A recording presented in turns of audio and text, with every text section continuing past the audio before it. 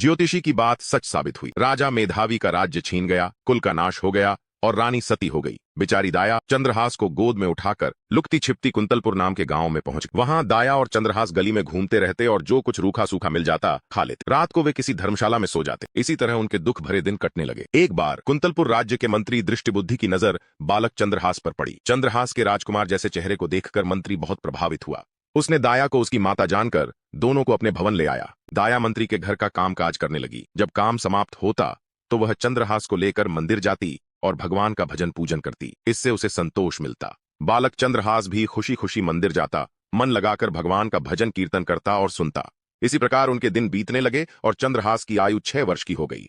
एक दिन दृष्टिबुद्धि के घर ब्राह्मणों का भोजन आयोजित था। बड़े बड़े विद्वान ब्राह्मण बुलाए गए थे। जब ब्राह्मणों ने चांद जैसे चंद्रहास को देखा तो वे मन ही मन सोचने लगे कि यह राजकुमार जैसा लड़का कौन है। उसकी बातें, चाल ढाल और रंग रूप से वह होनहार बालक दिखाई देता था। भोजन समाप्त हुआ और ब्राह्मण मंडली बैठकर बातचीत करने लगी। दृष्टिबुद्धि ने उनसे पूछा, महाराज कृपा करके बताइए कि मेरी पुत्री विषया को कैसा वर मिलेगा। चूंकि चंद्रहास के राजकीय लक्षण और विषया की अवस्था समान थी। ब्राह्मणों ने कहा, यह बालक आपकी कन्या के योग्य वर है, आपको दूर खोजने की आवश्यकता नहीं है।